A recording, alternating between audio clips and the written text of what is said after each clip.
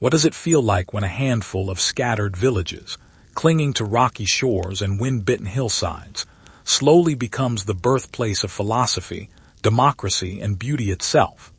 Tonight, you'll wander through the long story of ancient Greece. From its first quiet beginnings among shepherds and fishermen on the Aegean coast, to an age of marble temples and golden thought, to its eventual fading into memory and myth. It is a story of wonder and reason, of rivalry and unity, and of the quiet truth that even civilizations built on stone must one day rest. As you listen, let the centuries drift by gently, and let Greece's story carry you towards sleep. Before you settle in fully, take just a moment to like this video and subscribe if you haven't already. And if tonight's journey speaks to you, I'd love to hear from you in the comments. Tell me where in the world you're listening from tonight, and what time it is for you right now. It always warms me to know who's drifting off alongside me from all corners of the globe. So now, lower the light in your room, let the noise of the day settle into stillness and get comfortable. We begin, as all old things do, in quiet.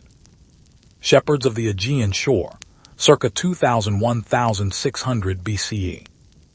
Long before white columns rose against a blue sky, long before any philosopher asked what justice meant, the lands we now call Greece were a patchwork of small, scattered communities pressed between mountain and sea. In the centuries before 1600 BCE, the Aegean coastline was lined with modest stone dwellings, their walls low and thick, built to withstand winter winds rolling down from the highlands. Roofs were packed with clay and brush, and smoke rose lazily from cooking fires tucked into the corners of single rooms. Modern archaeologists, sifting through the dust of places like Lerna and old Cycladic islands, have found the quiet evidence of these early lives: broken pottery shards glazed in simple patterns, the blackened remains of hearths, small clay figurines shaped like slender women with their arms folded across their chests, perhaps goddesses, perhaps simply guardians of the home.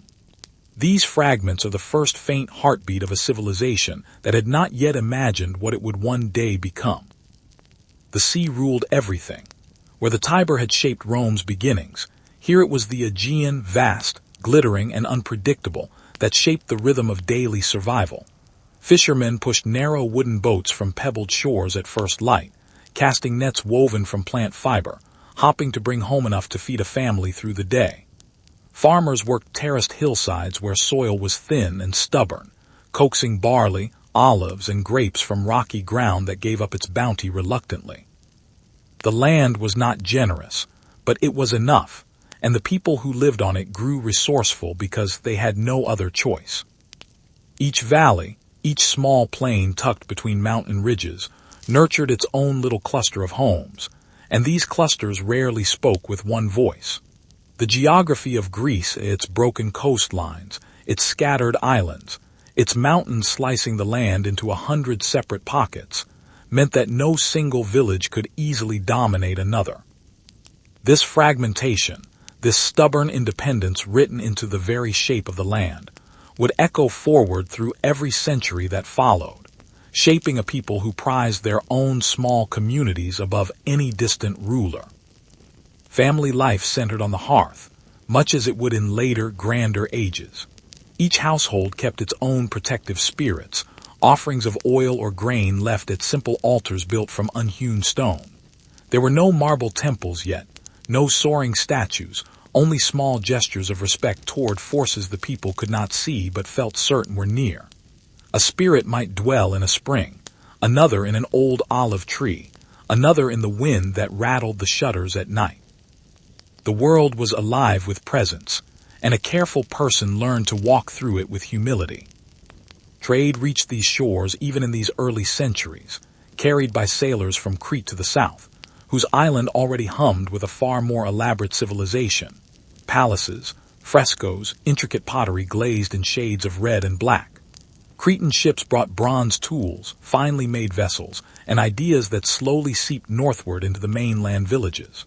The mainland people watched, learned, and adapted, absorbing what was useful and discarding what did not fit their harder, more austere way of life. Legends would later be told of this misty time, stories of heroes born from the unions of gods and mortals, of ancestors who wrestled monsters or outwitted kings before any city had risen to hold their names in stone. Whether such tales held any grain of truth mattered less than what they offered. A sense that these humble villagers descended from something larger than themselves, that their blood carried an old and significant spark.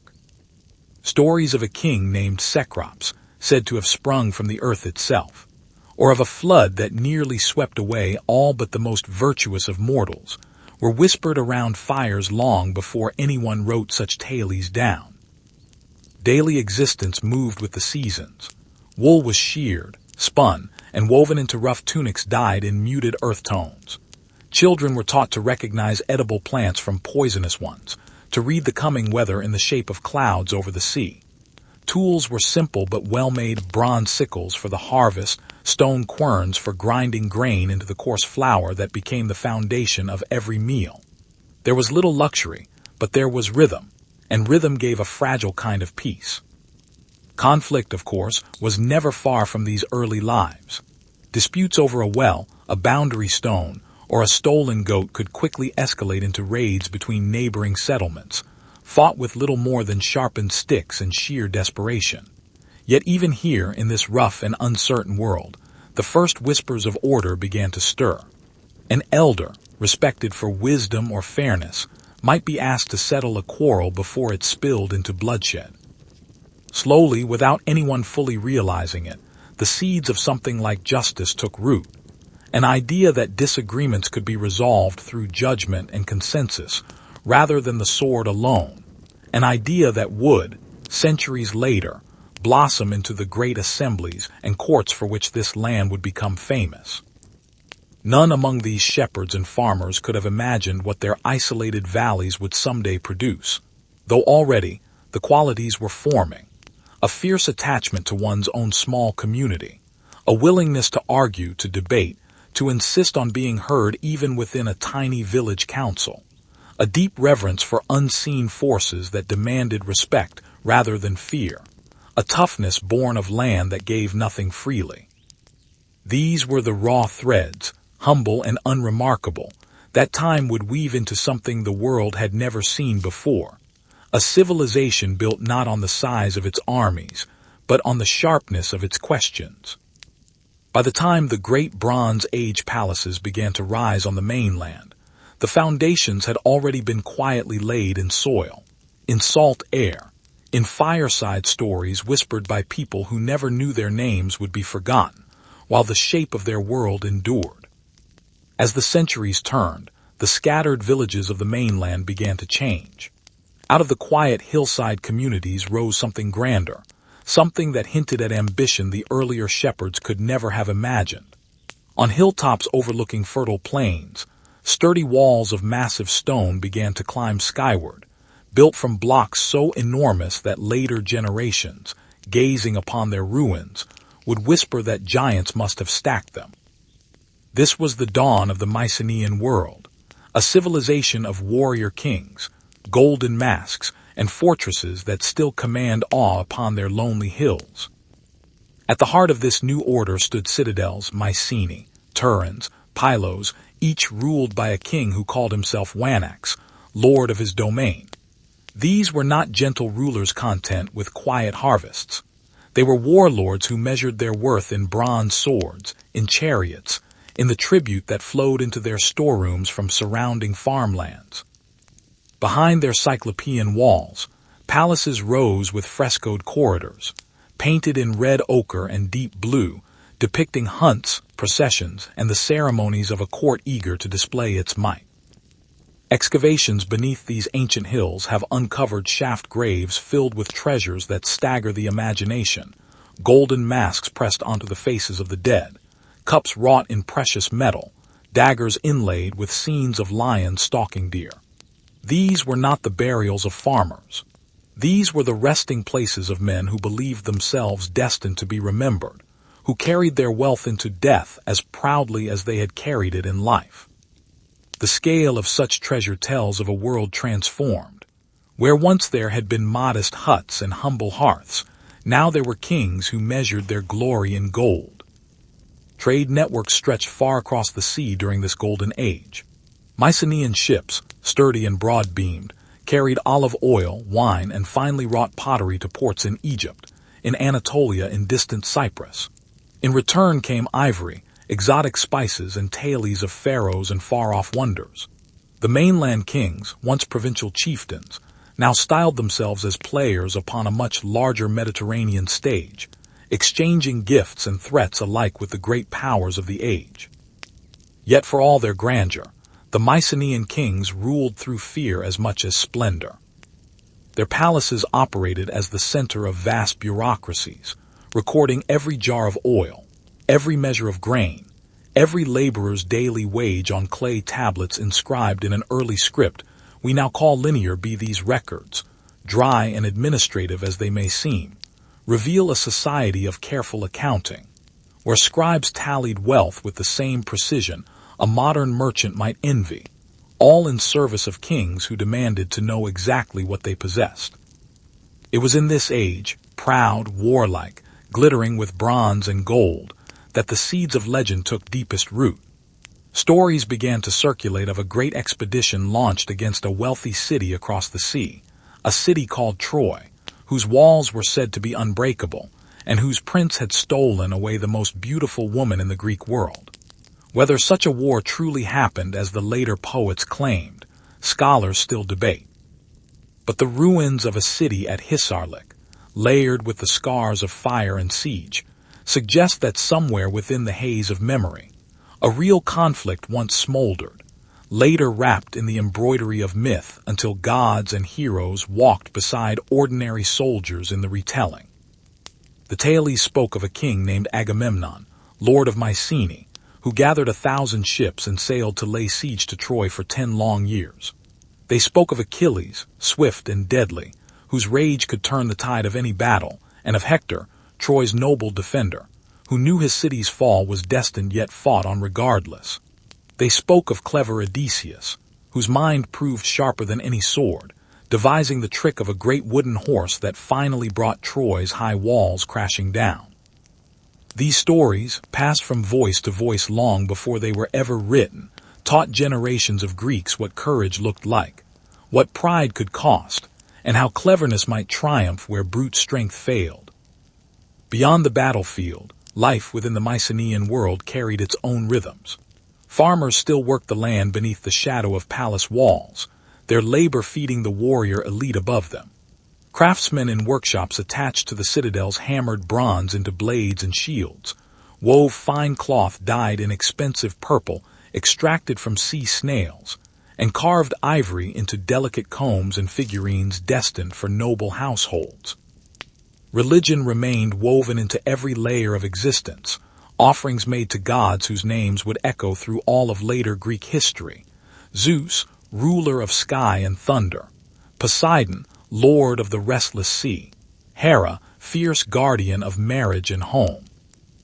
Women of the palace households, though excluded from kingship, often held significant influence, overseeing textile production on a scale large enough to clothe armies, managing household stores, and in some tales, exercising a cunning that rivaled any general's. The image of Penelope, patiently weaving and unweaving her loom while suitors circled her absent husband's throne, would later become one of the most enduring symbols of clever endurance in all of Greek storytelling. But greatness of this kind rarely lasts forever, and the Mycenaean world was no exception. Around 1200 BCE, a wave of destruction swept across the eastern Mediterranean, toppling kingdoms and cities in a span of mere decades. Historians still argue over the precise cause: drought, famine, internal rebellion, the chaotic migrations of mysterious raiders later called the Sea Peoples, or some combination of all these forces converging at once. Whatever the cause, the great citadels burned. Mycenae's halls fell silent. Pylos crumbled into ash. The complex bureaucracies, the trade networks, the very art of writing itself, vanished from the Greek world for nearly 4 centuries. What followed has come to be called, by later scholars peering back through the fog of lost centuries, a dark age, though darkness here meant simplicity rather than emptiness. Population dwindled. Grand palaces were abandoned to weeds and crumbling stone. Trade withered. Writing disappeared so completely that when Greeks once again began inscribing their language centuries later, they had to borrow an alphabet anew from Phoenician traders, the old linear B script lost to memory entirely. Yet even in this quieter, harder age, something endured. The stories did not die. Around campfires in modest farming villages that replaced the fallen citadels, bards continued to sing of Troy, of Agamemnon, of clever Odysseus wandering the wine-dark sea on his long road home. These songs, refined and elaborated across generation after generation of oral memory, were preserved not in ink, but in rhythm, in meter, in the trained memory of singers who carried the age of heroes forward like a flame cupped carefully against the wind. And so, though the bronze walls fell silent, and the golden masks were buried beneath centuries of dust, the spirit of that heroic age did not perish. It waited patiently in the voices of storytellers, for the day when a poet, whether one man or many, history still cannot say for certain, would gather these old songs into two towering works that the world would come to know as the Iliad and the Odyssey, ensuring that Troy's fall and Odysseus's long journey home would never truly be forgotten, no matter how many centuries rolled between that war and the ears that still listen to its echo tonight. Out of the long quiet that followed the fall of the Mycenaean citadels, something new and unexpected began to take shape across the Greek world. The grand palaces, the warrior kings, the elaborate bureaucracies of bronze and clay, all of that had crumbled into memory. But from the modest farming communities that survived in the silence afterward, a different kind of settlement slowly emerged, one that would prove far more enduring than any single dynasty of kings. The Greeks called it the Polis, the city-state, and it would become the very heartbeat of their civilization. Unlike the sprawling empires of the Near East, ruled by a single distant monarch over countless subject peoples, the Greek world remained stubbornly fragmented, just as the rocky geography of its mountains and islands had always encouraged. Each polis was its own small universe, a central town, often gathered around a fortified hill called an acropolis, surrounded by farmland that fed its people and pastures that grazed their flocks. A citizen of one polis felt little kinship with a citizen of another, even one only a day's walk away. This fierce, almost stubborn independence would define Greek identity for centuries, for better and for worse. By the 8th century BCE, population began to swell once more after the long famine of the Dark Age. Villages that had shrunk to mere handfuls of families now grew crowded again, their fields stretched thin to feed every mouth. Faced with this pressure, the Greeks did something remarkably bold.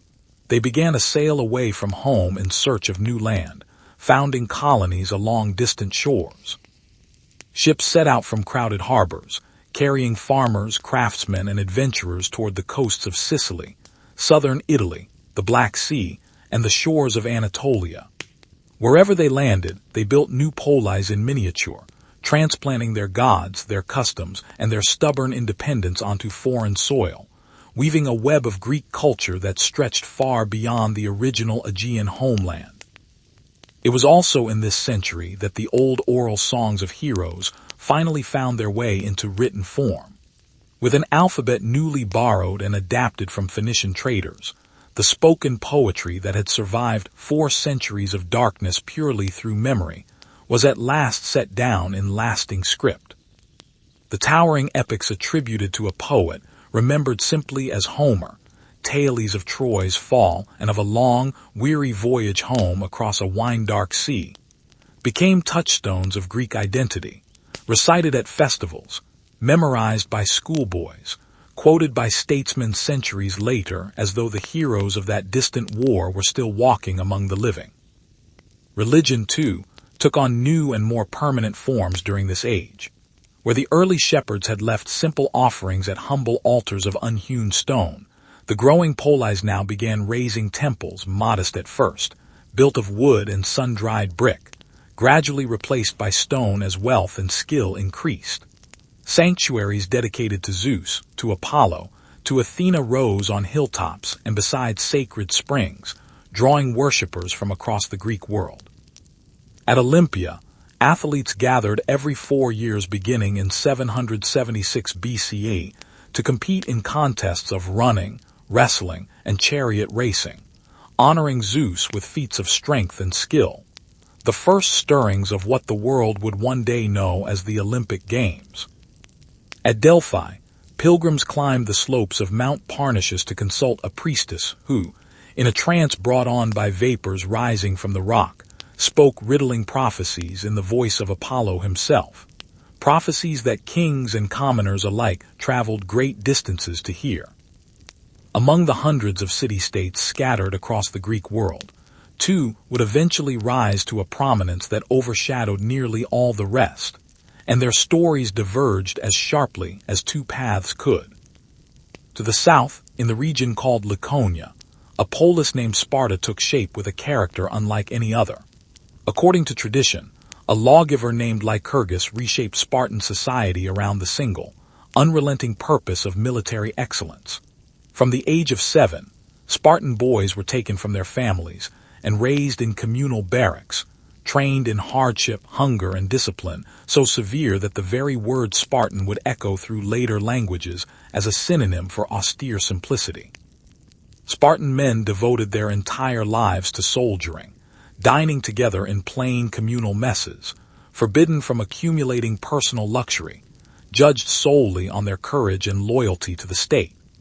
Spartan women, unusually for the ancient world, were given more freedom and physical training than their counterparts elsewhere, expected to be strong enough to bear strong sons for the army that defined their city's very identity. Beneath this rigid order labored a vast population of subjugated farmers called helots, whose forced toil fed the warrior class above them, and whose periodic uprisings haunted Spartan rulers with constant, simmering fear. Far to the north, in the region of Attica, a different polis was taking a very different path. Athens, built around a rocky acropolis that would one day bear the most famous temple in the ancient world, struggled through its own early centuries with the tensions familiar to so many Greek states, wealthy landowners pressing the poor into crushing debt, small farmers losing their fields to richer neighbors, resentment simmering dangerously close to revolt. In the early 6th century BCE, a statesman named Solon was given extraordinary powers to resolve this crisis, and his reforms, canceling crushing debts, ending the practice of selling citizens into slavery for unpaid loans, opening political participation more broadly than ever before, planted seeds that would, within 100 years, blossom into something the world had never quite seen. A government in which ordinary citizens, not merely the wealthy few, held genuine voice in the decisions that shaped their city. The road toward that remarkable experiment was not smooth.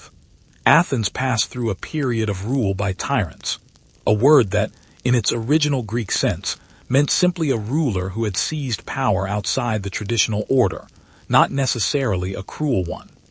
Pisistratus and later his sons governed Athens for decades, often popular with the common people even as aristocrats chafed under their rule. It was only after the last tyrant was driven out, and a reformer named Cleisthenes reorganized the citizenry into new structures designed specifically to break the old grip of aristocratic families, that Athens edged toward the radical idea of rule by the people themselves. Democratia, the power of the demos, the common citizens. Across the wider Greek world during these same centuries, daily life took on a texture that would feel recognizable to later generations who studied it with admiration. Farmers tended olive groves and vineyards on terraced hillsides, the silvery leaves of olive trees rustling in sea winds that carried the scent of thyme and salt. Potters in Corinth and Athens perfected techniques of painting black figures onto red clay, and later red figures onto black backgrounds, creating vessels so elegant that they were traded across the entire Mediterranean as prized luxury goods. Poets composed verses of love, loss, and longing. Among them Sappho, whose fragments of lyric poetry from the island of Lesbos still ache with feeling across nearly 3,000 years. Philosophers in the Greek colonies of Ionia, men like Thales and Anaximander, began asking startling new questions. Not what the gods demanded, but what the world itself was fundamentally made of, planting the first seeds of a rational inquiry that would one day flower into science and philosophy as we now understand them. By the close of the 6th century BCE, the Greek world stood transformed from the quiet, fragmented villages of the Dark Age. Dozens of polis now dotted the Aegean coast and beyond, each fiercely proud, each governed by its own peculiar blend of custom and law, yet all sharing a common language, common gods, and a growing sense that despite their endless quarrels, they were bound together as Hellenes, Greeks, distinct from the barbarian world beyond their shores. Sparta had perfected the art of war. Athens was edging toward the radical art of self-governance. And though none of them yet knew it, a storm was gathering far to the east, in the vast empire of Persia, that would soon test every ounce of courage and unity the Greek world could muster. As the 6th century BCE gave way to the 5th, the small, quarrelsome city-states of Greece found themselves facing a threat unlike anything they had ever known. Not a rival Polis across a mountain ridge, but the largest empire the world had yet seen, stretching from the shores of the Aegean to the distant valleys of the Indus. Persia, under its great kings, had swallowed kingdom after kingdom into its vast administration, and now its gaze turned toward the rebellious Greek cities of Ionia, clinging to the Anatolian coast, and beyond them, toward the mainland itself. The trouble began in 499 BCE when the Greek cities of Ionia, chafing under Persian governors, rose in revolt. Athens, stirred by old ties of kinship and perhaps by its own restless ambition, sent ships to aid the rebels, and for a brief, fiery moment, Greek forces even managed to burn the Persian regional capital of Sardis to the ground. The revolt itself was eventually crushed, the Ionian cities brought back under Persian control through brutal sieges. But the great King Darius, ruler of Persia, did not forget the insolence of these distant mainland Greeks who had dared to interfere in his domain. He resolved that Athens would pay for its meddling, and in doing so, he set in motion a chain of events that would echo through history for 2,500 years. In 490 BCE, Darius dispatched a fleet across the Aegean carrying soldiers meant to punish Athens and bring the troublesome Greek mainland to heel. The Persian force landed on the plain of Marathon, a stretch of coastline within sight of Athens itself, and the city faced its hour of reckoning virtually alone, for most other Greek states either hesitated or refused outright to send aid. Outnumbered, the Athenian army marched out to meet the invaders anyway, trusting in tactics and desperate courage where numbers failed them. The Athenian general Miltiades arranged his hoplites, heavily armored citizen soldiers fighting shoulder to shoulder behind their great round shields, in a formation thinned at the center but strengthened at the flanks. And when the battle came, the Greek wings crushed inward upon the Persian center, turning a desperate defense into a stunning rout. Thousands of Persians fell upon that plain, while Athenian losses numbered only in the low hundreds. According to a legend cherished by later generations, a runner named Phidippides sprinted the long distance from Marathon back to Athens to deliver news of the victory, collapsing dead from exhaustion the moment he gasped out his message. A tale that would, centuries later, give its name to the long-distance race still run today. Marathon bought Athens only a decade of uneasy peace. Darius died before he could avenge the defeat, but his son Xerxes inherited both the throne and the grudge, and he resolved to finish what his father had started, not with a single punitive raid this time, but with the full, overwhelming weight of the Persian Empire itself. In 480 BCE, Xerxes assembled what ancient writers described as a force of staggering, almost unbelievable size, though modern historians suspect those ancient numbers were wildly exaggerated, The army that marched toward Greece was, by any honest measure, enormous, accompanied by a fleet of warships numbering in the hundreds, drawn from every corner of the vast Persian domain. Facing such overwhelming force, the fiercely independent Greek city-states managed, for once, something close to genuine unity. Delegates gathered and agreed upon a coordinated defense, with Sparta, the unrivaled master of land warfare, taking command of the combined Greek armies. A small force, numbering only a few thousand, though led by 300 elite Spartan warriors under their king Leonidas, was sent to hold a narrow mountain pass called Thermopylae, the Hot Gates, where the cliffs pressed so close to the sea that the vast Persian army could only funnel through a few men at a time, robbing their numbers of any advantage. For 2 days, the defenders held that narrow passage against repeated Persian assaults, the Spartans fighting with a discipline that left the invaders stunned at the cost of advancing even a few paces. But on the 3rd day, a local shepherd, whether out of fear or for promised reward, revealed a hidden mountain path that allowed Persian forces to circle behind the Greek position. Leonidas, learning his men were now surrounded, sent the bulk of his allied forces away to fight another day, while he and his 300 Spartans, along with a small band of loyal Thespians, chose to remain and hold the pass to the last, buying precious time with their lives. They fought until their weapons broke, then fought on with bare hands and teeth, until every one of them lay dead upon the mountain stones. Their sacrifice did not stop the Persian advance, but it transformed defeat into legend, a story of chosen death in defense of freedom that Greeks would tell and retell for as long as their language survived. With the pass lost, Athens itself lay exposed, and its people made the agonizing choice to abandon their beloved city rather than face annihilation, evacuating to the nearby island of Salamis as Persian soldiers marched in and burned the empty city behind them. Yet it was at sea, in the narrow straits beside that very island, that the tide of the entire war finally turned. The Athenian statesman Themistocles, gambling everything on naval strategy, lured the much larger Persian fleet into the cramped waters of the Salamis Straits, where its sheer size became a crippling disadvantage rather than a strength. The lighter, more maneuverable Greek triremes darted between the crowded Persian ships, ramming and disabling them in a chaos of splintering wood and drowning sailors, while Xerxes himself reportedly watched the catastrophe unfold from a golden throne set upon a hillside overlooking the strait, his great fleet shattered before his eyes. The following year, in 479 BCE, the remaining Persian land forces met their final defeat at the Battle of Plataea, where a combined Greek army, finally unified in common cause, broke the invading force decisively.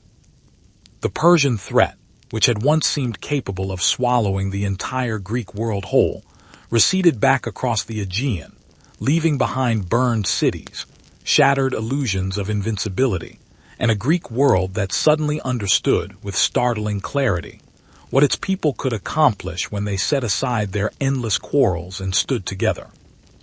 The victory transformed Athens above all other cities. Having borne the heaviest burden of the naval war and possessing now the most powerful fleet in the Aegean, Athens emerged from the Persian conflict not merely as a survivor, but as the unquestioned leader of a new alliance, the Delian League, formed among Greek states determined to guard against any future Persian threat. Member states contributed ships or, increasingly, simply paid tribute in silver, and that silver flowed steadily into Athenian coffers, funding a transformation that would soon make this once modest city the most dazzling cultural center the ancient world had ever witnessed. The scars of war lingered in the rebuilt walls and the memories of burned temples, but from those very ashes, something extraordinary began to bloom. Athens, flush with new wealth and newfound confidence, stood on the threshold of an age that later centuries would simply call golden, an age of marble and philosophy, of tragedy performed beneath open skies, of a democracy more ambitious than any before it, ready to reshape forever what human beings believed themselves capable of building, thinking, and creating. The Golden Age of Athens, circa 449–431 BCE. In the decades following the retreat of the Persian armies, Athens entered a season of brilliance so concentrated, so extraordinary, that more than 2,000 years later, the world still measures human achievement against what this single city accomplished within a single human lifetime. The fear that had driven Athenians to abandon their homes before the Persian advance gave way to a confidence bordering on audacity. And from that confidence rose buildings, ideas, and forms of government that would echo across every civilization that followed. At the center of this transformation stood a statesman named Pericles, whose steady leadership guided Athens for more than 3 decades, though he never ruled as a king or tyrant, only as one elected voice among many within the world's boldest experiment in self-governance. Under his direction, the wealth flowing into Athens from its naval alliance was poured not merely into ships and soldiers, but into stone and marble, into a building program so ambitious that some of his political rivals accused him of decorating the city like a vain woman draped in jewelry. Pericles answered such criticism by reminding the Athenian assembly that their city's glory would outlast every voice raised against it. And history has, in this at least, proven him entirely correct. Rising above the city on its ancient rocky acropolis, where humble shrines had stood since the earliest days of Athenian settlement, workers began raising a temple unlike any the Greek world had yet seen. The Parthenon, dedicated to Athena, the city's patron goddess, took shape over nearly a decade of painstaking construction, its proportions calculated with such mathematical precision that even its columns curved almost imperceptibly to correct for the tricks the human eye plays upon perfectly straight lines. Inside stood a colossal statue of Athena herself, crafted in gold and ivory by the sculptor Phidias, so magnificent that visitors traveled from across the Mediterranean simply to stand before it in silent awe. Around the temple's upper edges ran friezes carved in such delicate, lifelike detail that horses seemed to strain against their reins, and warriors seemed to breathe beneath their marble armor. Beneath the shadow of this great temple, Athenian society pulsed with an energy that touched every corner of daily life. In the Agora, the bustling marketplace at the heart of the city, merchants haggled over olive oil and fine pottery, while citizens gathered beneath shaded colonnades to argue about politics with the same passion others might reserve for matters of love or war. Here, too, stood the law courts, where any citizen might serve as a juror, deciding the fate of fellow Athenians through sworn testimony and persuasive speech, rather than the whim of any single ruler. Athenian democracy, radical even by modern standards, rested upon principles that still feel startling today. Every male citizen, regardless of wealth, held the right to speak in the assembly that gathered upon the hill of the Pnyx, where decisions of war, peace, and law were debated openly before crowds who might number in the thousands. Public offices, with only a few exceptions requiring particular expertise, were filled not through election alone, but often through lottery, on the conviction that any properly informed citizen was capable of serving his city, and that rotating power widely guarded against any one man accumulating dangerous influence. It is true, and important to remember even amid such praise, that this democracy excluded women entirely from political life, rested heavily upon the labor of enslaved people who vastly outnumbered free citizens in many households, and granted full citizenship only to men born of Athenian parents on both sides. The radiance of Athenian democracy, brilliant as it was, illuminated only a portion of the people who lived beneath its light. Yet within those limits, something remarkable flourished. Philosophy, which had begun centuries earlier with thinkers in distant Ionian colonies questioning the nature of matter and the cosmos, now found its most famous voice walking the very streets of Athens itself. Socrates, a stonemason's son who cared nothing for wealth or appearance, spent his days in the agora and the gymnasiums, cornering young aristocrats and humble craftsmen alike with deceptively simple questions that, layer by layer, exposed the shaky foundations beneath assumptions everyone had taken for granted. What is justice? What is courage? What does it truly mean to know something at all? His method, probing and relentless, made him beloved by curious young minds and deeply resented by powerful men whose certainties he delighted in unraveling, a tension that would, in later years, prove fatal to him. Theater, too, reached heights of sophistication that still move audiences today. Each year, during the festival of the Dionysia, the city gathered in an open-air theater carved into the slope below the Acropolis to watch tragedies that explored fate, pride, vengeance, and the terrible cost of human error. The playwright Aeschylus gave voice to ancient curses unfolding across generations of cursed families. Sophocles crafted Oedipus, a king who, in seeking to outrun a terrible prophecy, walked directly into its fulfillment, blinding himself in horror at what his own hands had unknowingly done. Euripides probed even deeper into psychological torment, giving voice to women, foreigners, and outcasts with a sympathy rare for his era. Beside these solemn tragedies stood comedies sharp enough to draw blood, where playwrights like Aristophanes mocked sitting politicians and popular philosophers alike without fear of reprisal, protected by a civic culture that prized free speech as fiercely as it prized free governance. Daily life beyond these grand achievements carried its own quieter textures.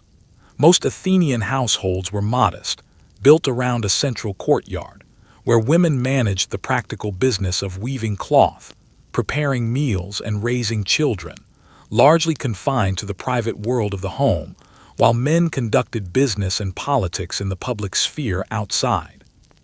Children of citizen families, at least the sons, received an education in reading, music, and athletics, preparing them for the dual responsibilities of citizenship and military service that every Athenian man was expected to fulfill. Slaves, present in nearly every household regardless of wealth, performed labor ranging from domestic chores to skilled craftsmanship, to grueling work in the silver mines that helped fund the city's glittering ambitions. A stark reminder that even this celebrated age of enlightenment rested upon foundations of profound and largely unquestioned inequality. Trade and craftsmanship flourished alongside intellectual life. Athenian pottery, painted with scenes of gods, heroes, and everyday life in increasingly refined red figure technique, traveled across the Mediterranean as prized luxury goods, carrying Athenian artistic sensibility to tables and shelves far beyond Greek shores. The harbor at Piraeus bustled with ships unloading grain from the Black Sea, timber from Macedonia, and luxury goods from across the known world, while Athenian silver coins, stamped with the owl of Athena, became something close to a common currency trusted throughout the Aegean trading world. Religious festivals punctuated the calendar with color and ceremony, blending solemn devotion with genuine civic joy. The Panathenaea, held in honor of Athena, filled the streets with processions, athletic contests, and sacrifices, culminating in the presentation of a new robe woven for the goddess's ancient statue. Smaller household rituals continued much as they had for centuries. Offerings poured out to ancestral spirits, prayers murmured at the threshold before any significant journey or undertaking. A continuous thread of reverence connecting the sophisticated city of philosophers and playwrights back to those humble shepherd villages from which it had all once sprung. But beneath this golden surface, tensions simmered that would soon erupt into catastrophe. Athens's growing power and the tribute demanded from its allied states bred resentment across the Greek world, nowhere more bitterly than in Sparta, whose own rigid military society watched Athenian ambition with deepening suspicion and alarm. The very confidence and innovation that had allowed Athens to flourish so spectacularly also stoked fears among other Greek states that this once modest city now sought to dominate them all. By 431 BCE, the brilliant, fragile peace that had allowed philosophy, theater, and democracy to bloom so extraordinarily would shatter entirely, plunging the Greek world into a war so devastating that it would mark, in the eyes of many who lived through it, the beginning of the end for the Golden Age Athens had so briefly, so brilliantly achieved. The Peloponnesian War, circa 431–404 BCE. The brilliance of Athens, so dazzling in its temples and theaters, cast a shadow long enough to darken the rest of the Greek world. For decades, the city's growing wealth and naval dominance had unsettled its neighbors, and nowhere did that unease curdle into open hostility more than in Sparta, whose entire society had been built, generation after generation, around the discipline of war. By 431 BCE, the careful balance that had allowed Greece's brightest age to flourish finally collapsed, and the two greatest powers of the Greek world turned their formidable strength not against a foreign invader, but against one another. The causes of this conflict, which later generations would call the Peloponnesian War, ran deep and tangled. Athens, leader of its naval alliance, had grown accustomed to treating member states less as partners and more as subjects, demanding tribute and crushing rebellions among allies who dared to seek independence. Sparta, leading its own alliance of land powers across the Peloponnese, watched this Athenian assertiveness with growing alarm, fearing that unchecked Athenian ambition might one day swallow every free city in Greece.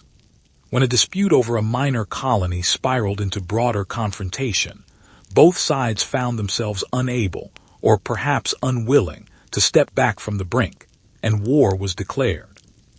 The conflict that followed bore little resemblance to the swift, decisive battles that had characterized the Persian Wars a generation earlier. Sparta possessed the finest army in Greece, capable of crushing nearly any force that dared meet it on open ground, but lacked any navy worth the name. Athens, by contrast, commanded the seas through its formidable fleet, yet could not hope to match Spartan hoplites in a direct land confrontation. The result was a strange, grinding stalemate in which Spartan armies marched each year into Athenian territory, burning farms and destroying olive groves they could not otherwise touch, while Athens, sheltered behind its long fortified walls connecting the city to its harbor at Piraeus, simply absorbed the countryside's destruction and struck back with naval raids along the Peloponnesian coast. Pericles, architect of Athens's Golden Age, devised this defensive strategy with characteristic confidence, urging his fellow citizens to abandon the countryside, crowd within the protective walls, and trust that Athenian naval superiority would eventually wear down Spartan resolve. For a time, the strategy held, however uncomfortably, as farmers and their families crowded into a city never designed to hold so many people at once, tempers fraying under the strain of displacement and uncertainty. Then, in the second year of the war, catastrophe struck from an entirely unexpected direction. A devastating plague swept through the overcrowded city, spreading with terrifying speed through streets packed far beyond their normal population. The historian Thucydides, who lived through the outbreak himself and nearly succumbed to it, left behind a harrowing account of bodies piled in temples for lack of anywhere else to put them, of social order fraying as the dying, and the desperate abandoned customs of decency in the face of overwhelming death, of a despair that seemed to seep into the very soul of the city. Among the plague's victims was Pericles himself, who died in 429 BCE, leaving Athens to navigate the war's remaining decades without the steady hand that had guided the city through its brightest years. In the vacuum left by his death, Athenian leadership grew more erratic, swinging between cautious moderates and ambitious demagogues eager to win popular favor through bold but reckless gambles. The war dragged on through raids, sieges, and shifting alliances, its early years marked by brutal episodes that revealed how thoroughly the conflict had eroded the restraint that might once have tempered Greek warfare. When the island city of Melos refused to abandon its neutrality and submit to Athenian authority, the Athenian assembly, in a decision that shocked even some of its own citizens, voted to execute the city's adult men and sell its women and children into slavery. A brutal demonstration of how far the ideals of the Golden Age had eroded under the relentless pressure of prolonged war. A fragile peace, negotiated in 421 BCE, offered a brief pause in the fighting, but old grievances and new ambitions soon dragged both sides back into conflict. It was during this renewed phase of war that Athens made the decision that would prove its undoing.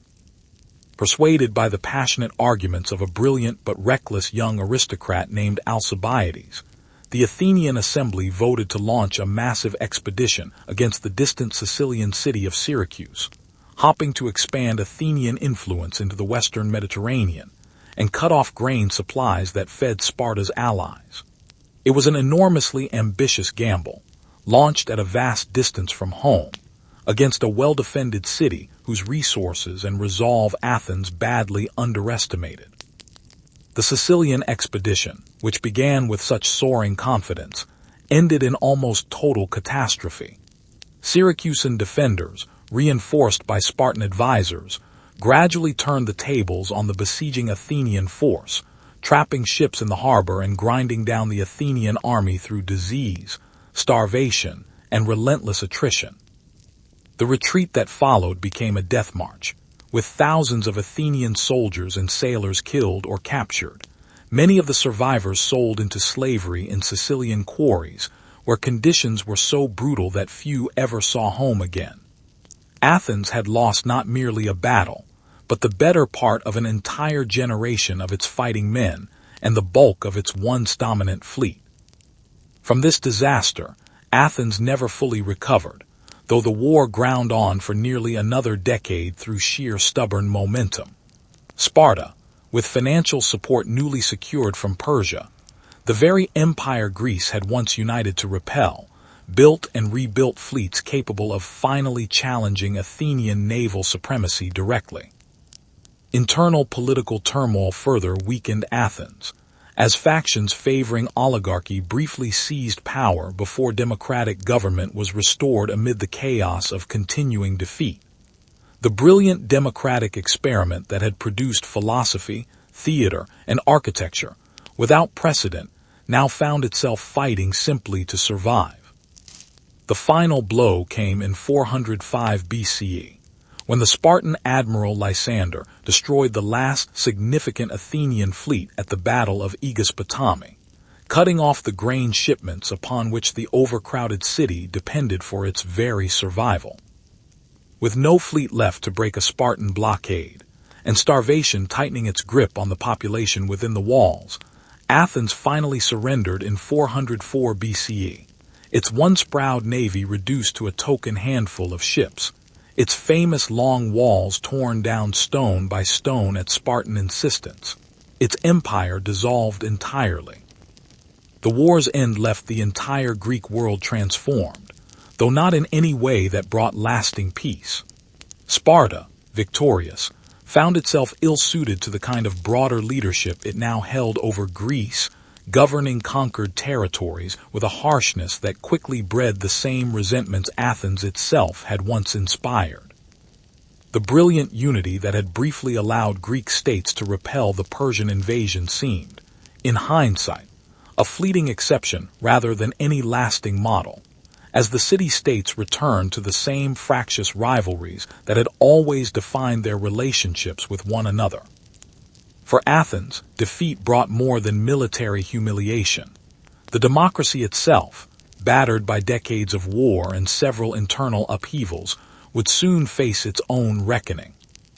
Just 5 years after the war's end, the philosopher Socrates, whose relentless questioning had unsettled powerful men for decades, would be put on trial by his own fellow citizens, accused of corrupting the young and disrespecting the city's gods.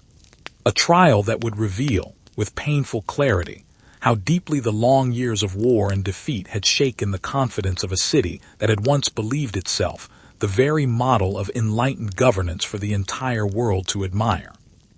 Twilight of the city-states, circa 400–336 BCE. In the bitter aftermath of defeat, Athens turned inward with a suspicion and anxiety that the golden decades of Pericles had never known. The democracy, restored after a brief and unpopular period of oligarchic rule imposed by Spartan victors, found itself a fragile thing now, easily startled, quick to see betrayal in any voice that questioned its wounded pride too sharply. It was within this anxious climate, in 399 BCE, that the philosopher Socrates was brought before a jury of his fellow citizens, accused of corrupting Athenian youth and failing to honor the city's traditional gods. The trial, as later recorded by his student Plato, revealed a city no longer confident enough to tolerate the very questioning that had once made it the intellectual wonder of the ancient world. Socrates, true to the method that had defined his entire life, refused to grovel or beg for mercy, instead calmly defending the value of a life devoted to relentless self-examination, famously suggesting that an unexamined life was hardly worth living at all. The jury, unmoved or perhaps unnerved by his composure, condemned him to death by a narrow margin. Offered the chance to escape into exile, Socrates chose instead to accept the sentence, drinking the poisonous hemlock surrounded by grieving students in his prison cell, calmly discussing the nature of the soul even as the numbness crept upward through his limbs toward his heart. His death became, for later generations, a haunting symbol of how even the most enlightened societies could turn against the very minds that had once made them great. Beyond Athens, the broader Greek world continued its restless pattern of shifting alliances and recurring war. Sparta's victory in the long conflict with Athens proved a hollow triumph, for the harsh, often brutal leadership Sparta exercised over the territories it now controlled quickly bred the same resentments that had once fueled rebellion against Athenian dominance. Within a generation, other Greek states had organized against Spartan supremacy in turn, and the cycle of warfare ground onward with little real resolution, each city-state seemingly incapable of escaping the bitter rivalries woven so deeply into the fabric of Greek political life. For a brief period, the city of Thebes rose to unexpected prominence, its innovative general Epaminondas reshaping the very tactics of hoplite warfare with a deepened, reinforced flank that shattered Spartan battle lines once thought nearly invincible at the Battle of Leuctra in 371 BCE. Theban power surged for a few remarkable decades, even managing to invade the Spartan homeland itself and liberate the long-oppressed Helot population in parts of the region, a humiliation Sparta had never before suffered upon its own sacred soil. Yet Theban dominance, like Athenian and Spartan dominance before it, proved fleeting, unable to sustain itself once the brilliant generals who had built it inevitably fell in battle or grew old. This long, exhausting cycle of shifting hegemony, Athens, then Sparta, then Thebes, each rising only to provoke jealous coalitions that dragged it back down, left the entire Greek world weary, fragmented, and increasingly vulnerable, even as none of the proud city-states seemed willing or able to recognize the danger gathering just beyond their northern frontier.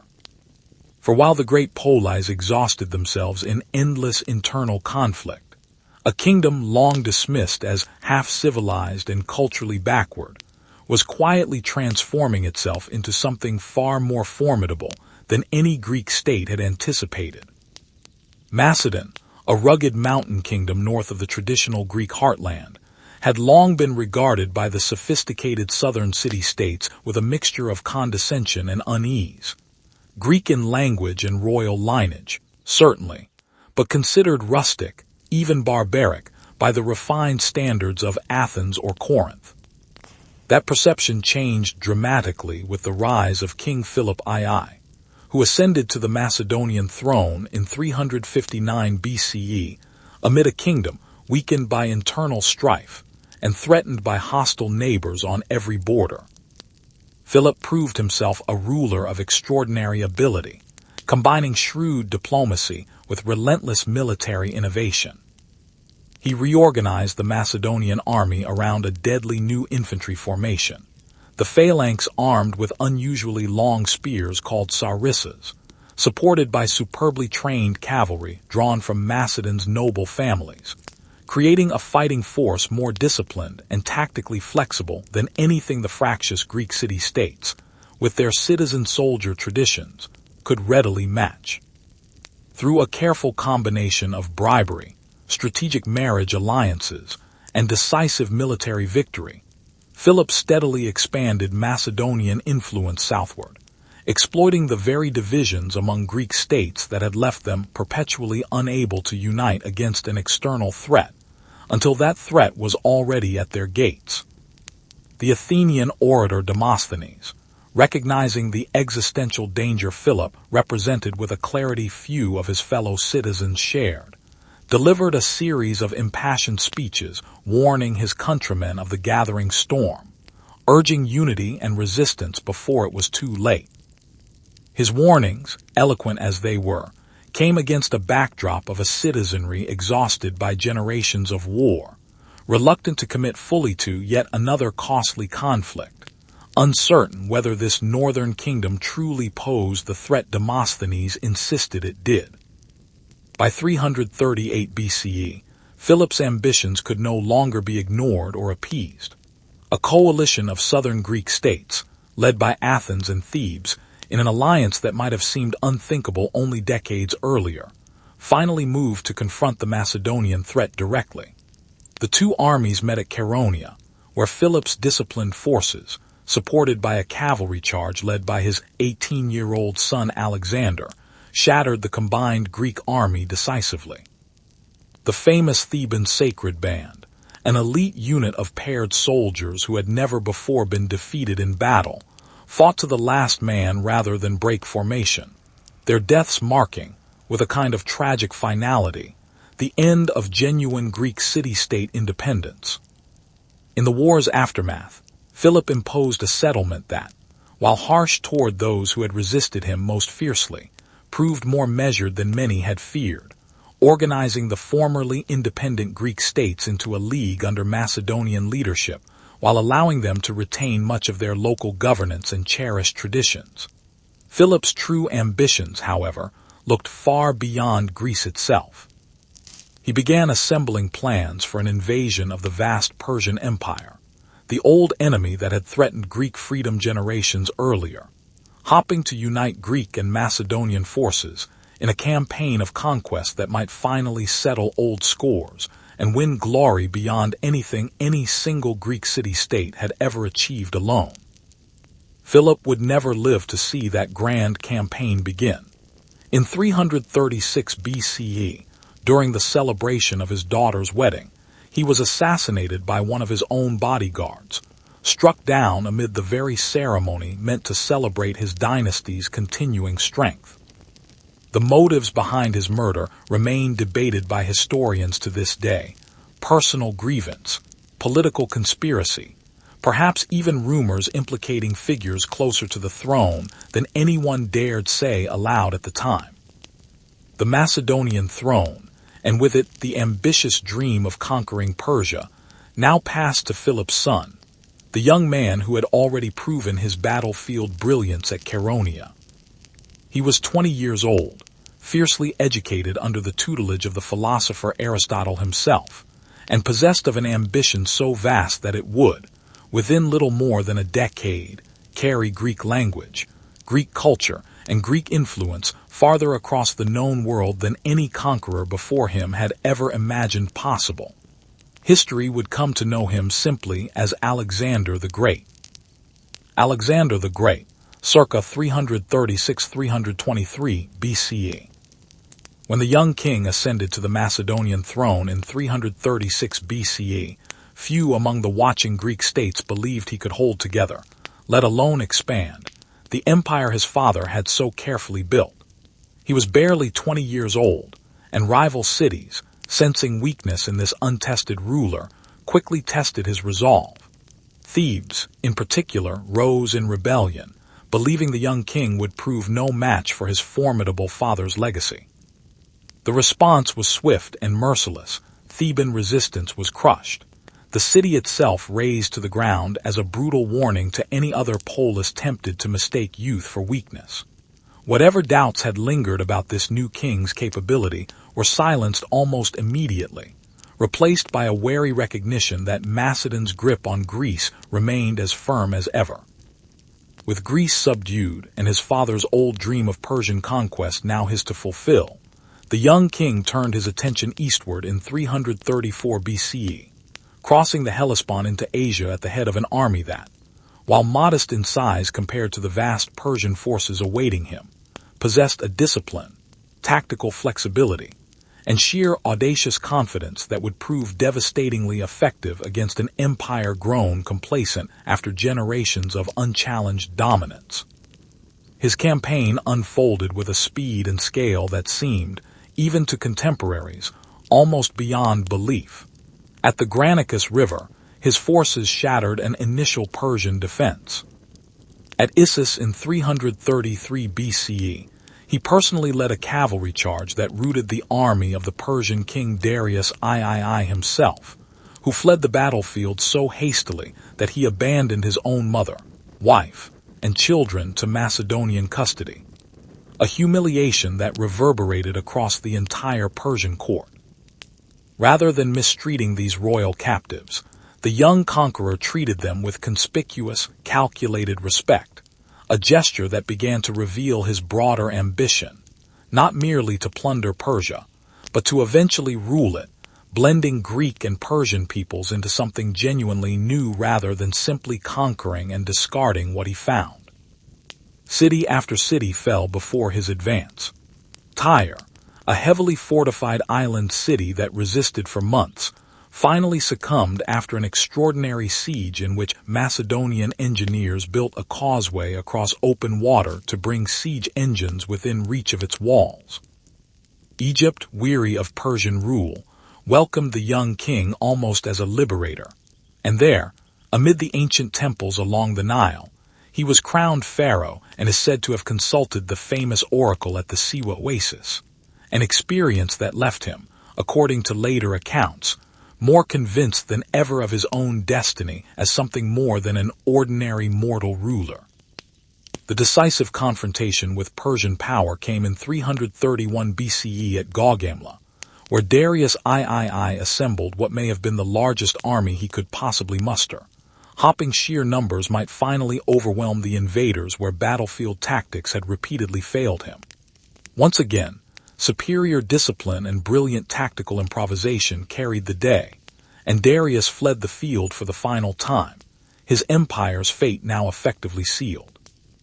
The great Persian capitals, Babylon, Susa, and finally Persepolis itself, the ceremonial heart of Persian royal power, opened their gates or fell to assault in succession, their fabled treasuries, accumulated across 2 centuries of imperial tribute, now flowing into Macedonian hands. Darius III, fleeing eastward in increasingly desperate circumstances, was eventually murdered by his own remaining followers, and with his death, the young Macedonian king claimed the title of Great King of Persia for himself, a title that would have seemed almost unimaginable to the Greek world only a decade earlier, when Persia had still loomed as the ancient, unconquerable enemy of Greek freedom. Victory, however, did not satisfy his restless ambition. Rather than consolidating his vast new empire and returning home in triumph, he pressed onward, leading his exhausted but loyal army into the unfamiliar mountains of Central Asia, into Bactria and Sogdiana, fighting grueling campaigns against elusive local warlords and forging marriage alliances with regional nobility, including his own marriage to a Bactrian noblewoman named Roxana. From there, his ambition carried his forces even farther east, across the unforgiving terrain of the Hindu Kush Mountains, and into the Indian subcontinent, where in 326 BCE He fought one of the hardest battles of his entire career against King Polis at the Hydaspes River, a brutal confrontation made all the more harrowing by the unfamiliar terror of war elephants arrayed against his battle-weary troops. It was here, finally, deep in unfamiliar lands thousands of miles from Macedon, that his own army at last refused to continue. Exhausted by years of relentless campaigning, homesick, and increasingly uneasy about venturing further into the unknown vastness of India, his soldiers made clear their unwillingness to march onward, and even this most determined of conquerors was forced, for the first time in his remarkable career, to accept the limits of what his men would endure. Reluctantly, he turned the army back, beginning a difficult and costly return march through harsh desert terrain that claimed many lives along the way. Back in the heart of his new empire, the conqueror set about a project as ambitious in its own way as his military campaigns had been, an attempt to genuinely fuse Greek and Persian culture into a single, unified civilization, rather than simply imposing Greek dominance over conquered peoples. He encouraged his officers to marry into Persian nobility, adopted elements of Persian royal ceremony that struck many of his more traditional Macedonian followers as troublingly foreign, and founded city after city across his vast new territories, each seeded with Greek settlers, Greek architecture, and Greek learning, planting outposts of Hellenic culture that would flourish for centuries across lands stretching from Egypt to the borders of India.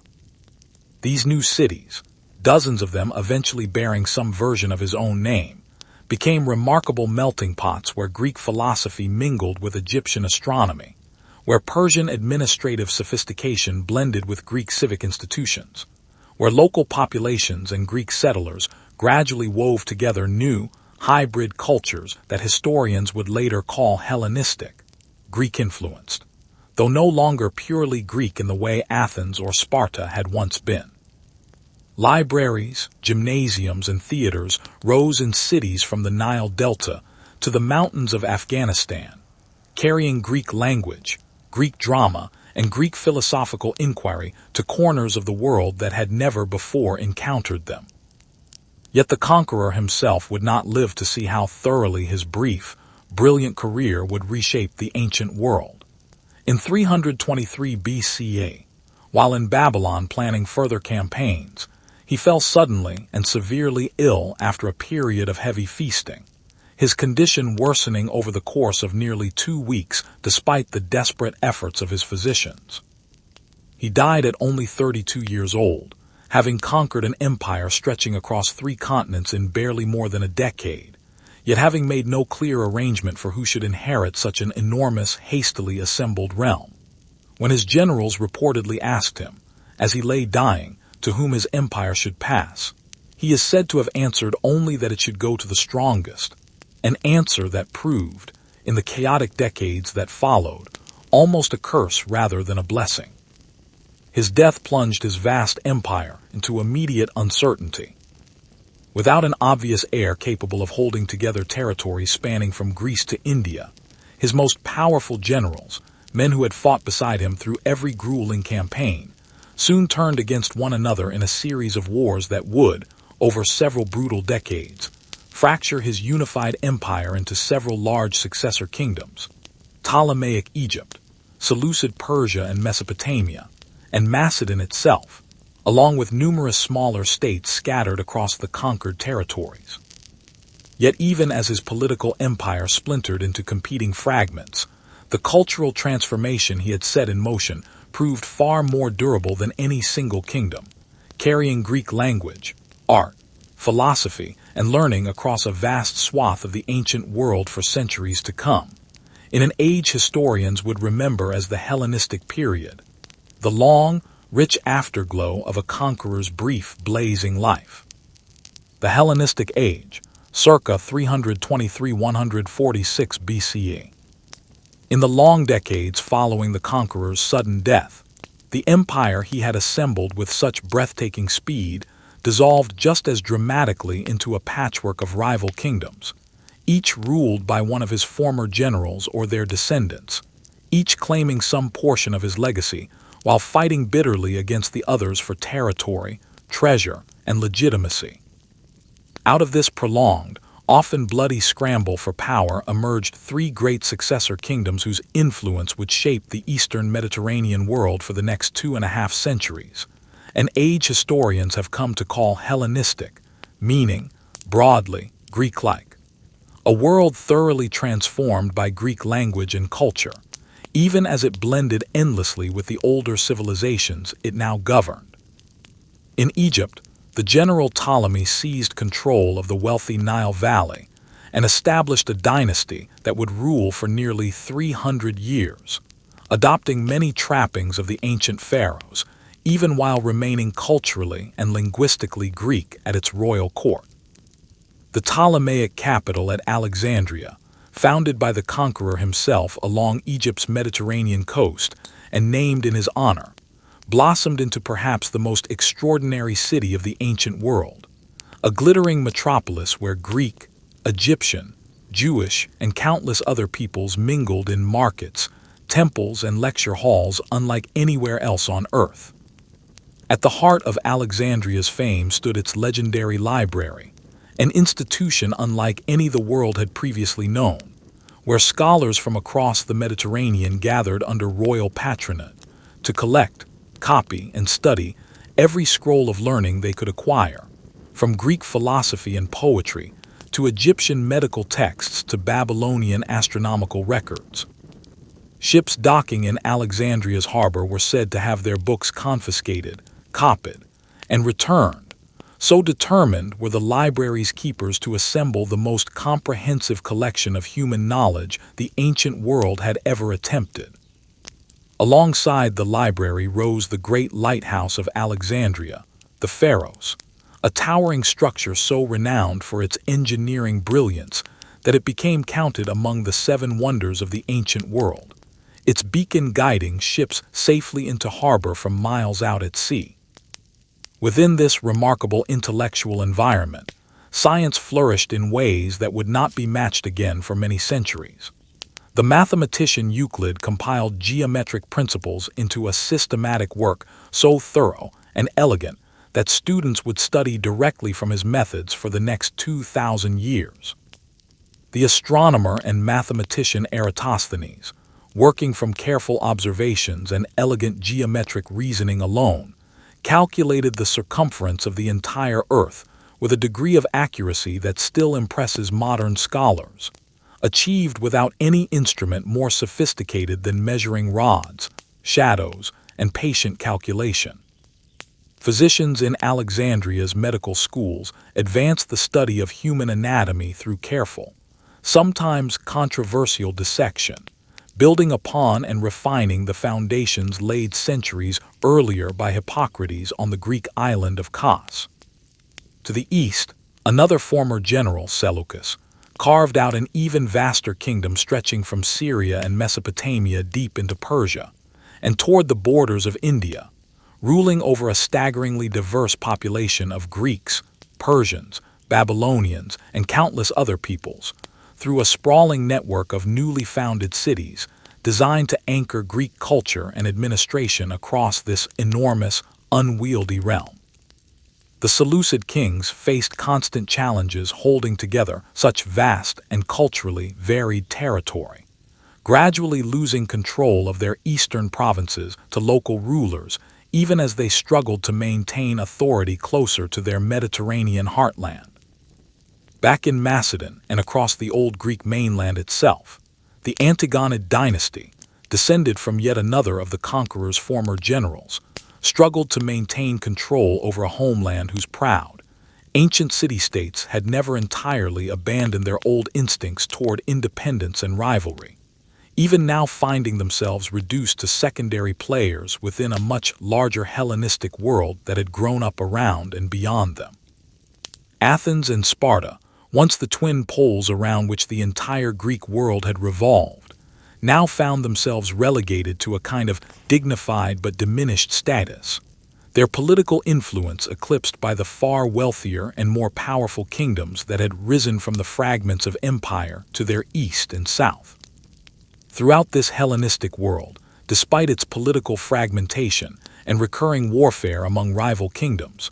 A remarkably unified culture took shape, bound together by a common Greek dialect that became the practical language of trade, administration, and scholarship across the entire Eastern Mediterranean and beyond, much as Latin would later serve a similar unifying function across the Roman world. Greek gymnasiums, theaters, and marketplaces appeared in cities from Egypt to Afghanistan, creating shared cultural touchstones even among populations whose own languages and traditions varied enormously from one region to the next. Philosophy, too, evolved to meet the needs of this new, larger, more uncertain world, where the philosophers of Athens' golden age had debated the nature of an ideal city-state. Philosophers of the Hellenistic period increasingly turned their attention toward questions of individual happiness and inner peace, perhaps reflecting a world where political certainty had given way to constant upheaval and shifting fortunes beyond any single citizen's control. The philosopher Epicurus taught that genuine happiness arose from simple pleasures, close friendship, and freedom from needless anxiety about death or divine punishment. The Stoic philosophers, beginning with Zeno of Citium teaching in the Athenian marketplace, argued instead that virtue and inner tranquility came from accepting what lay beyond one's control, while focusing entirely on living rightly within whatever circumstances fate provided. A philosophy that would later find passionate adherents among Roman statesmen and emperors alike. Daily life across the Hellenistic world reflected both its cosmopolitan diversity and its persistent inequalities. Wealthy merchants and royal officials in cities like Alexandria or Antioch enjoyed luxuries drawn from trade routes stretching as far as India and beyond.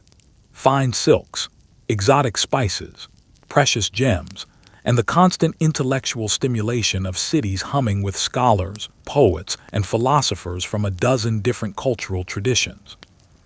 Yet beneath this glittering surface, ordinary laborers, farmers, and enslaved people continued to bear the heavy burden of supporting such opulence. Their lives changed only modestly, if at all, by the grand political and cultural transformations unfolding in the palaces and libraries above them. Art during this period grew more dramatic, more emotionally expressive than the serene, idealized balance that had characterized earlier Greek sculpture. Hellenistic artists delighted in capturing intense moments of struggle, suffering, and movement. Twisting bodies caught mid-action, faces contorted with genuine anguish or ecstasy, a stylistic shift that mirrored, perhaps, a world that had grown more turbulent and unpredictable than the confident, ordered city-states of the classical age had ever imagined themselves to be. Yet even as Hellenistic kingdoms flourished in wealth, learning, and cultural sophistication, a new power was steadily rising in the Western Mediterranean, one whose ambitions would eventually prove impossible for any of these Greek successor states to resist. Rome, having spent its own early centuries consolidating control over Italy and then triumphing in its long, brutal wars against Carthage, increasingly turned its attention eastward, drawn by Hellenistic wealth, entangled in Hellenistic political rivalries, and ultimately determined to bring the entire Greek world under its own expanding authority. The end, when it came, arrived not in a single dramatic moment but through a slow, relentless absorption stretching across nearly a century. Macedon fell to Roman legions in a series of wars during the 2nd century BCE. The wealthy Greek mainland cities, their ancient rivalries still unresolved even after centuries, found themselves picked off one by one, unable to mount any unified resistance against Roman power the way their distant ancestors had once united, however briefly, against Persian invasion. In 146 BCE, the same fateful year that saw Carthage burn to the ground in the west, Roman forces sacked the wealthy city of Corinth, plundering its treasures and selling its population into slavery, a brutal demonstration that Rome's patience with Greek independence had finally, decisively, run out. The last Hellenistic kingdom to fall was Ptolemaic Egypt, where the dynasty founded by one of the original conqueror's generals finally came to its dramatic end with the death of its last and most famous ruler, Cleopatra VII, in 30 BCE, following her doomed alliance with the Roman general Mark Antony against the rising power of Octavian. With her death, the last independent fragment of the great Hellenistic world passed under Roman control, bringing to a close nearly 3 centuries of Greek-influenced kingdoms that had stretched, at their height, from the Mediterranean to the borders of India. Yet conquest, as it happened once before when Rome itself absorbed Greek culture so thoroughly that the Romans joked their conquered subjects had conquered them in turn through art and learning, did not mean cultural disappearance. Greek remained the language of scholarship, medicine, and philosophy throughout the Eastern Roman world for centuries to come. Greek gods merged comfortably with Roman counterparts.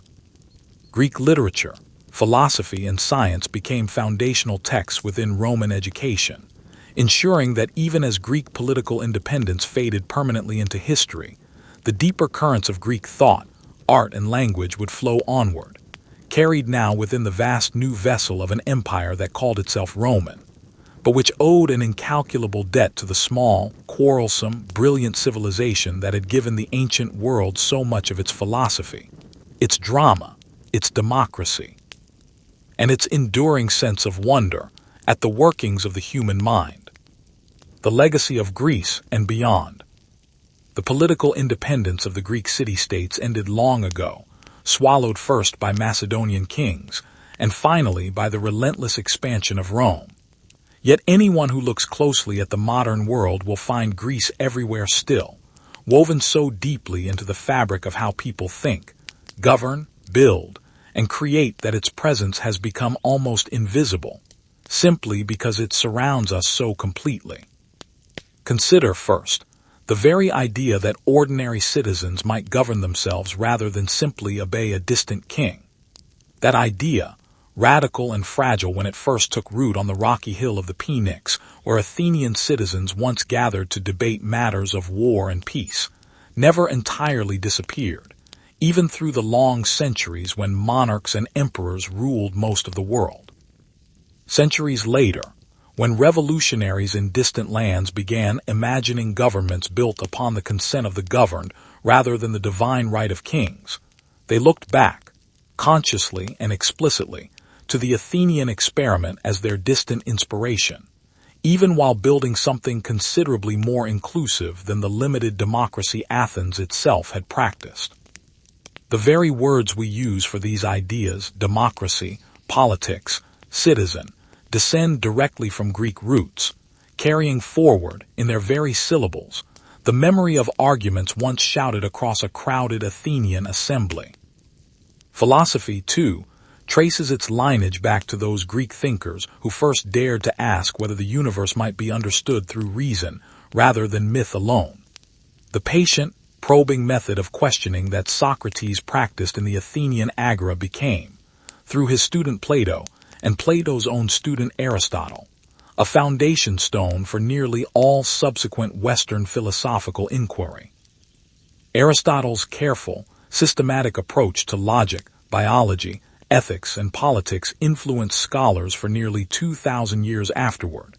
His work studied and debated by medieval Islamic philosophers, Christian theologians, and Renaissance humanists alike, each generation finding new relevance in questions first posed beside the olive groves and marketplaces of ancient Athens. Mathematics and science owe an equally profound debt to Greek inquiry. The geometric principles Euclid organized in Hellenistic Alexandria remained the standard textbook of mathematical education for 2 millennia, studied by students from medieval monasteries to modern university classrooms. The careful, evidence-based reasoning that Greek physicians and astronomers pioneered, however limited by the tools and assumptions of their era, planted seeds of empirical inquiry that would, many centuries later, blossom into the modern scientific method itself. Art and architecture carry the Greek imprint just as visibly, if perhaps more obviously to the casual eye. The graceful columns of the Parthenon, with their carefully calculated proportions designed to please the human eye through subtle mathematical correction, inspired architects across continents and centuries, their influence visible in government buildings, museums, and university halls built thousands of years later and thousands of miles from the rocky Athenian Acropolis, where the original temple once rose. The very vocabulary of classical architecture, columns styled Doric, Ionic, or Corinthian, preserves, in its names alone, a direct lineage stretching back to specific Greek regions and traditions. Drama, too, never truly left the world's stages. The fundamental structures Greek playwrights established, the rising tension of tragedy, the cathartic release of emotion through witnessing a hero's downfall, the sharp satirical bite of comedy aimed at the powerful and pompous, continue to shape storytelling across theater, literature, and even modern film, whether or not today's audiences ever consciously trace the lineage back to a hillside theater beneath the Athenian Acropolis where these forms first took recognizable shape. The Greek language itself, though no longer spoken in its ancient form by anyone alive today, persists invisibly within nearly every modern European language, its roots embedded in countless scientific, medical, and philosophical terms that scholars coined centuries later, reaching back to ancient Greek roots whenever they needed precise new vocabulary for newly discovered concepts.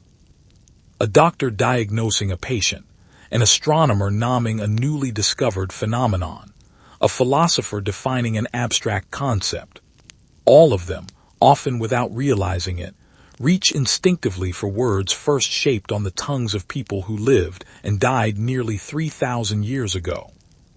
Beyond these specific, traceable influences, perhaps Greece's most enduring gift was simply a particular cast of mind, a willingness to question inherited assumptions, to seek explanations rooted in observation and reason rather than accepting tradition unquestioned, to believe that ordinary human beings, through careful thought and open debate, might genuinely improve their understanding of the world and their governance of themselves. This restless, questioning spirit, born among small, quarrelsome city-states clinging to a rocky, ungenerous coastline, proved far more durable than any army or empire those same city-states ever assembled, outlasting Macedonian conquest, Roman absorption, and the slow passage of more than 2,000 years, still quietly shaping how people across the modern world think, argue, create, and govern themselves today. As the lamps of ancient Athens have long since gone dark, and the marble of the Parthenon has weathered under centuries of wind and rain, the deeper essence of what those ancient Greeks discovered and created has never truly faded. It survives in every courtroom where citizens deliberate together, in every classroom where a teacher encourages a student to question rather than simply memorize, in every theater where an audience leans forward, breath held, watching a story of pride and consequence unfold exactly as audiences did upon a hillside in Athens, centuries upon centuries ago. And so, as this long journey through the story of ancient Greece draws toward its quiet close, let the weight of empires and philosophers, of temples and tragedies, settle gently into the stillness of the night. The shepherds of the Aegean coast, the warrior kings of Mycenaean, the citizens debating beneath the Pnyx, the soldiers who held the narrow pass at Thermopylae, the philosophers who walked the shaded paths of the Athenian Agora, the young conqueror who carried Greek language and learning to the edge of India. All of them have long since returned to dust, their voices silenced by the slow, patient passage of millennia. Yet something of them remains, drifting quietly through the modern world like a soft and persistent echo, in the columns that still rise on government buildings, in the democratic assemblies that still gather to debate and decide, in the philosophical questions still asked by curious minds in classrooms and quiet rooms much like the one you are resting in now. The story of Greece, like the gentle tide along its ancient, rocky shores, never truly ends. It simply recedes slowly, softly into memory and into rest. May the calm of these old stones and older stories settle over you now. May the centuries you've traveled tonight fold gently into sleep, leaving behind only quiet, only peace, and the soft, lingering certainty that even the brightest civilizations eventually learn, in their own way, how to rest.